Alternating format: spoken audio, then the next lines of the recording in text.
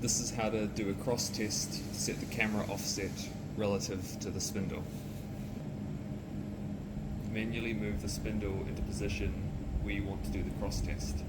Set the Z height to the top surface of the material that you want to do the cross test on. Place the presetter on the surface underneath the tool. In the Operation tab, find Float Tool Setting. The spindle will lower until it touches the presetter. You can see the Z height in the Coordinate tab. G54 has been set to -253. Right now, the Z height is set to just above the surface. We want to cut down 1 millimeter into the surface, so we've set the public offset in Z to -1. In the CCD panel, select Spindle Test to perform the cross test.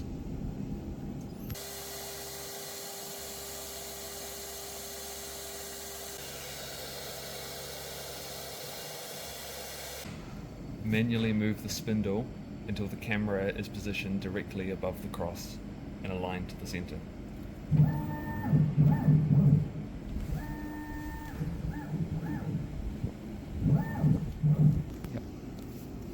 We need to align that central red cross with the center of the cross that we have machined. To do this, activate one of the stepping motion modes and manually move it into position.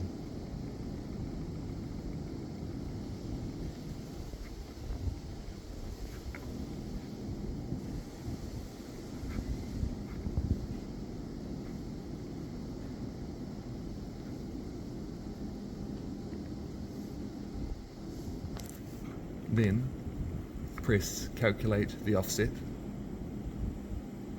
enter the manufacturer password,